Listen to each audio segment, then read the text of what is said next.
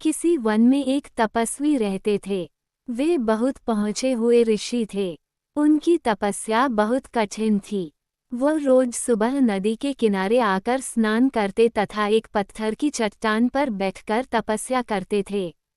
उनकी कुटिया नदी के निकट ही थी, जहाँ पर उनकी पत्नी भी रहती थी। एक दिन तपस्वी महात्मा के साथ एक घटना घटी। सुबह सुबह महात्मा जी स्नान करके ईश्वर को प्रणाम करके अपने दोनों हाथ खोले ही थे कि आसमान से एक चूहिया उनके हाथों में आ गिरी। जब तपस्वी ने ऊपर सिर उठाकर देखा तो आसमान में चील मंडरा रही थी।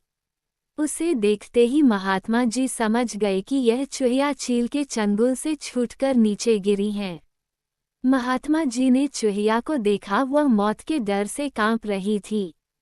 महात्मा और उनकी पत्नी को कोई बच्चा नहीं था।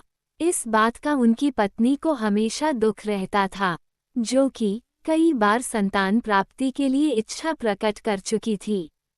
लेकिन महात्मा जी को पता था कि उनकी पत्नी के नसीब में संतान का सुख नहीं लिखा हुआ है। इस बात को वह कैसे अपनी पत्नी को बताए, क्योंकि महात्मा सच्चाई बताकर अपनी पत्नी का दिल नहीं दुखाना चाहते थे। अपने हाथ में लिए हुए नन्ही चूहिया को देखकर महात्मा को दया आ गई। उन्होंने अपनी आंखें बंद की और मंत्र पढ़ाकर उस चूहिया को बच्ची बना दिया। उसे अपने दोनों हाथों में उठाकर अपनी पत्नी के पास लेकर पहुँचे। बच्ची को अपनी पत्नी को देते हुए कहा, जानकी आज तुम्हारी प्रार्थना भगवान ने सुन ली। लो इस बच्ची को, इसे अपनी बच्ची समझकर इसका पालन पोषण करो। बच्ची को देखकर उनकी पत्नी का दिल खुश हो गया। उसने बच्ची को अपने गले से लगा लिया और उसके माथे को चूमते हुए कहा, मैं इसे अपने बच्चे से बढ़कर प्यार करूंगी। इस तरह चूहिया मानव के रूप में उस तपस्वी के घर में पलने लगी। महात्मा ने उस बच्ची का नाम अंबिका रखा। महात्मा और उनकी पत्नी ने उस बच्ची की खूब प्यार और दुलार दिया। अंबिका की परवरिश बहुत अच्छे ढंग से हुई। धीरे धीरे वह 16 वर्ष की एक सुंदर और सुशील कन्या हो गई। एक दिन महात्मा की पत्नी ने कहा, अब हमारी बेटी शादी के योग्य हो चुकी है, कहीं अच्छा सा वर देखकर शादी कर दो। महात्मा ने कहा, हाँ, मैं अपनी बेटी के लिए सुयोग्य वर खोजूंगा। उन्होंने अपने तपो विद्या से सूर्यदेव का आवाहन किया। सूर्यदेव तपस्वी के सामने प्रकट हुए। प्रणाम करते हुए सूर्यदेव ने तपस्वी से कहा, कहिए महात्मन कैसे याद किया मुझे। तपस्वी ने अपनी बेटी की तरफ इशारा करते हुए कहा, यह मेरी बेटी अंबिका है।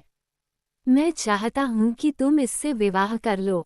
तभी अंबिका बोली, तात, ये बहुत गर्म है, मैं न तो इनको देख पाऊंगी न ही इनके साथ रह पाऊंगी।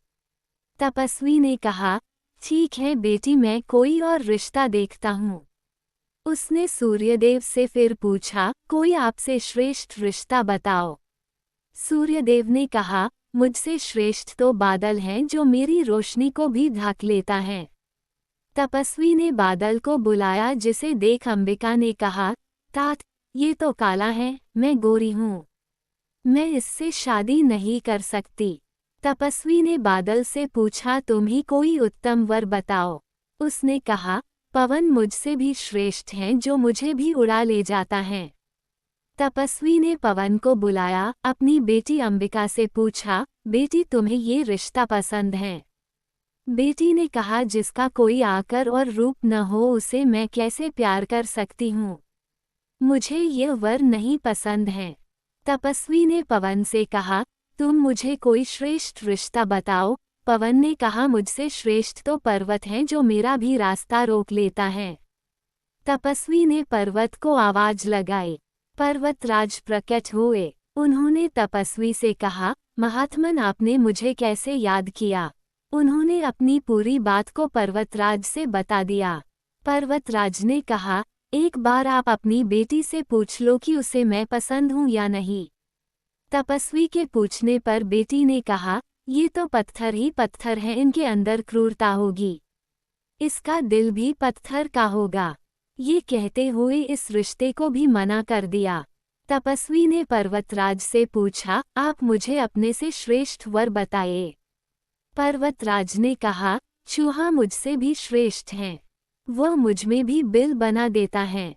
तभी पर्वतराज के कान के पास बिल से एक चूहा निकला, जिसे देखकर अंबिका खुशी से उछाल पड़ी और बोली, मेरा पति तो यही बनेगा। तपस्वी ने अपने तपो विद्या से अंबिका को फिर से चूहिया बना दिया और उसी से चूहे की शादी करके उसका घर बसा दिया। सीख: जीव जिस योनि में जन्म लेते हैं उसी योनि के साथ जीवन निर्वाहन करते हैं।